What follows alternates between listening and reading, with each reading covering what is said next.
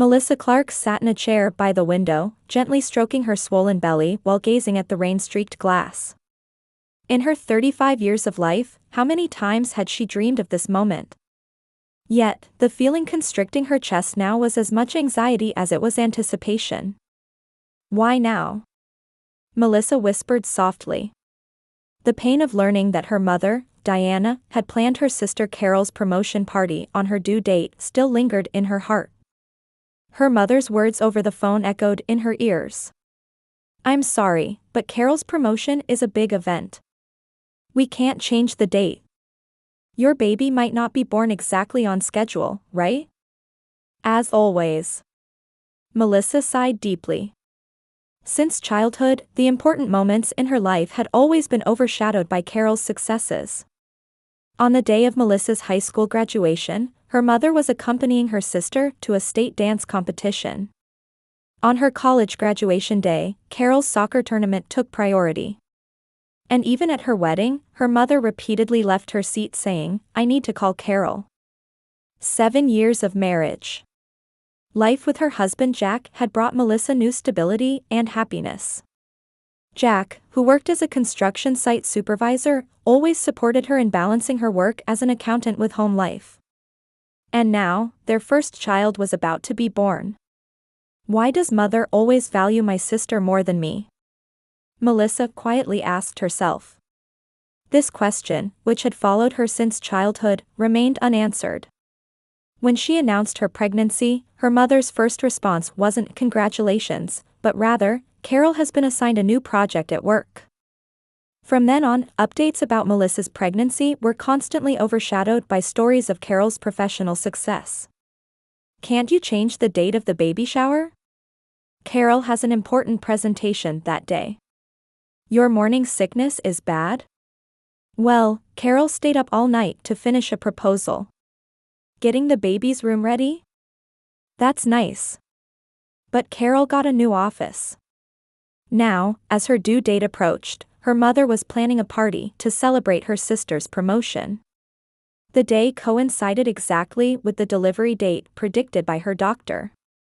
"Melissa, don't worry," Jack said, placing his hand on her shoulder. "I'll be with you. Everything will be fine." Melissa smiled and nodded, but a small voice whispered in her heart. What if labor really started? What if she needed her mother's help? "I'll be fine," she reassured herself. "As always, I'll manage on my own." But deep in her heart, she was hurt. Why couldn't she, just once, be her mother's priority? Why did the most important events in her life always have to be overshadowed by Carol? Melissa turned away from the window and headed to the small room prepared for the baby.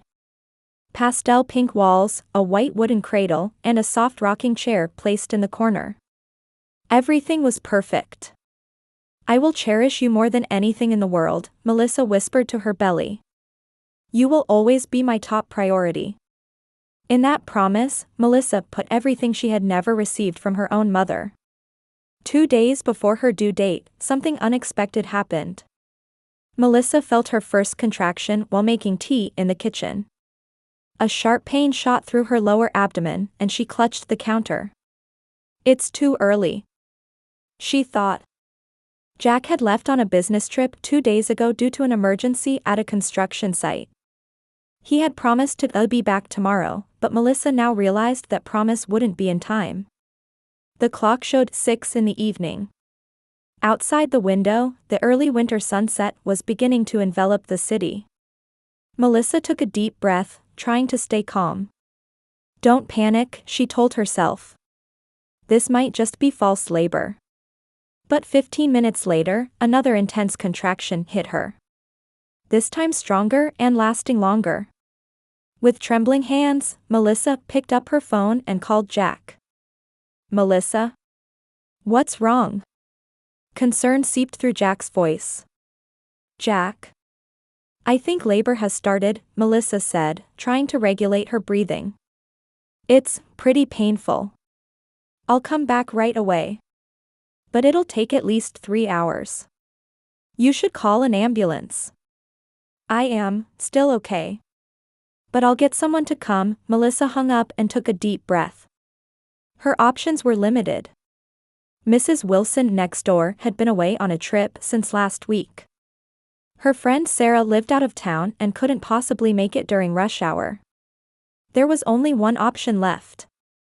Melissa dialed her mother's number. On the other end, she could hear lively music and laughter. Yes, today was her sister Carol's promotion party. Melissa hesitated for a moment, but another wave of pain hit her, and she had no time to hesitate. Mom? Melissa strained her voice. Melissa? I'm in the middle of the party right now. Is something wrong? Diana's voice didn't hide her irritation. Mama. Melissa choked on her words as a sudden pain left her breathless for a moment.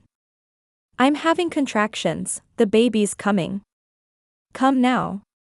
There was a moment of silence on the other end. In the background, she could hear the sound of a toast and Carol's laughter. Melissa, today? Diana's voice was cold. Impossible. Today is your sister's promotion party. Don't interrupt. Melissa was speechless with disbelief. Then another voice cut in.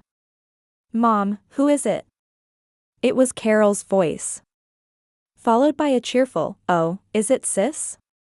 Mom, let's hurry and make a toast. Sis can wait. A deep pain shot through Melissa's chest. It was a different kind of pain from the contractions, a pain of a heart being torn apart. Mom, please. Melissa clung to her last hope. I am scared to be alone. Melissa, call an ambulance, Diana said calmly. You're an adult, figure it out yourself. I'm staying here with Carol. The next moment, Melissa was struck by excruciating pain. With an intensity she had never felt before, she screamed and dropped the phone to the floor. Her abdomen hardened, and sharp pains radiated from her back to her waist. Even breathing was difficult. Her head began to feel fuzzy, and her vision darkened. Baby. Melissa whispered weakly. I'm sorry. Mama is weak.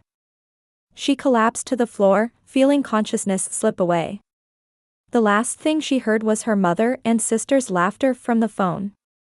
When she next regained consciousness, Melissa was in an ambulance. The sound of sirens wailed in the distance, and an oxygen mask was attached to her face. Next to her was Jack with a worried expression. Melissa. Thank goodness you're awake, Jack grabbed her hand. It's okay, we'll be at the hospital soon. The baby? Melissa asked weakly. Still okay, the paramedic answered. But we need to hurry. The events that followed were fragmented in Melissa's memory. Arriving at the hospital, medical staff gathering around her. The terrifying moment when words like massive hemorrhage and fetal distress were exchanged. Being rushed to the operating room, feeling the anesthesia take effect. And then, waking up in a hospital bed. White ceiling, the smell of disinfectant, the regular beeping of monitors. Jack was sleeping at her bedside. His face showed a mixture of fatigue and relief.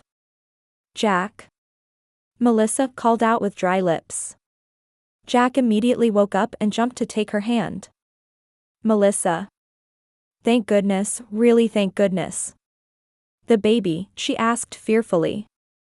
She's fine, tears welled up in Jack's eyes. Lily is doing well. She's small, but a very strong little girl. Lily. Melissa smiled. They hadn't decided on a name yet, but somehow it naturally came out of her mouth. You were in danger, Jack's voice trembled. There was massive bleeding, the doctors said it was a miracle. Melissa slowly traced her memories. Of being alone, collapsed on the floor. How did? The work problem was resolved quickly, and I was able to come home earlier than planned, Jack explained. When I got home, you were lying on the floor. His voice choked. I called an ambulance right away. Melissa squeezed Jack's hand tightly. And then, a question arose. Mom. Carol. Jack's expression clouded. They haven't come yet. I called, but they said they'd come after the party was over. Tears spilled from Melissa's eyes. But they weren't tears of sadness. She felt something inside her heart becoming hard and cold. For the first time in her life, she completely understood. To her mother, she wasn't second best, she didn't exist at all. Melissa. Jack looked at her worriedly. Melissa slowly wiped away her tears. In her eyes, there was a light of determination that had never been there before. I vow revenge, she said quietly, but with an unwavering voice. On the day of her discharge, Melissa left the hospital with Lily in her arms and a new resolve in her heart. During the week-long hospital stay, her mother and sister visited the room only once. And that was 3 days after Lily's birth. My, what an adorable baby! Diana exclaimed as she entered the room. Acting as if nothing had happened, she spread her arms, attempting to hold Lily. Melissa smiled quietly and pulled Lily a little closer. Thank you, Mother, her voice was calm and outwardly peaceful. But something lingered in her eyes. Carol stood at the foot of Melissa's bed, checking her cell phone as she spoke. Sis, you had a rough time. But all's well that ends well, right? The baby is safe. She laughed lightly. I'll send you pictures of the party later. It was wonderful. Melissa just nodded. Once, she would have been hurt into silence. But now, her heart was cold as ice, and quietly burning. What are you naming the baby? Diana asked. How about Diana Jr.? It would be nice to carry on my name. Melissa quietly shook her head. No, Mom. Her name is Lily. Lily? Diana's face clouded. Why such a name? You know I hate lilies. Diana had once had a severe allergic reaction to the scent of lilies. I like lilies, Melissa answered simply. And in her heart, she added, and because it makes you uncomfortable. Well, I'll get used to it, Diana shrugged. By the way, we'd like to set aside time every Sunday to spend with our granddaughter. With Carol too, of course. Melissa adjusted her position on the bed and smiled gently. Unfortunately, that would be difficult. Lily is still small and needs a stable environment for some time.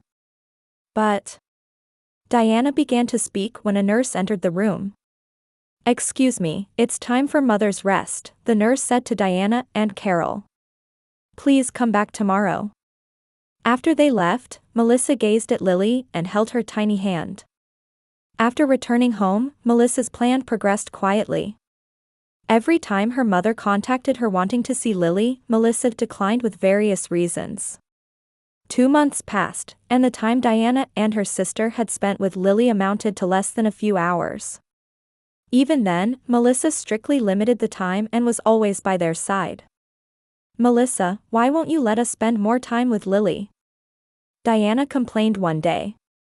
I'm Lily's grandmother. Melissa smiled gently. Mom, I'm just protecting Lily. Protecting?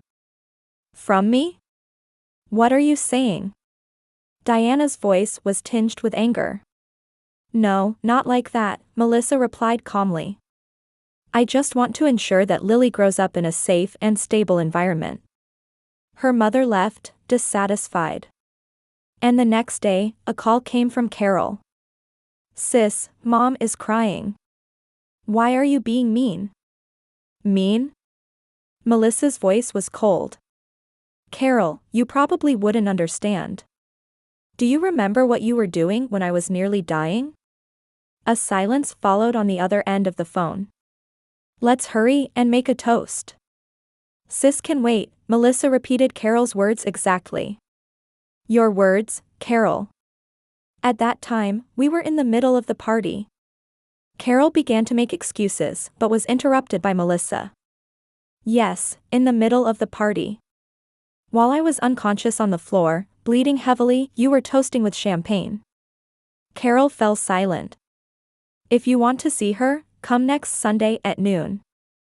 Only for 30 minutes, Melissa said and hung up. 3 months later, Diana was planning a tea party with her friends. And she asked for more pictures of her granddaughter to show off. Could you send more pictures of Lily?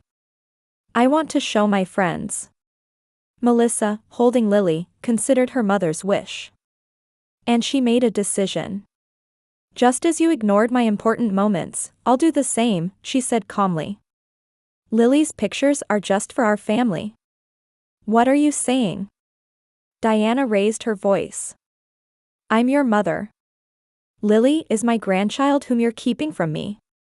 Yes, you're my mother, Melissa said quietly. But when I needed you most, you weren't there. The phone call ended in a fruitless argument. But Melissa's revenge had only just begun. A week later, the annual Clark family dinner was held, with everyone gathered. Uncles, aunts, cousins, and of course, Diana and Carol were in attendance. After the meal, Lily was surrounded by relatives who doted on her. Diana proudly showed off her granddaughter, acting as if she were the main character. Hey, everyone, Melissa suddenly stood in the center of the room and said. Would you like to hear the story of Lily's birth? The room fell silent. The color drained from Diana's face.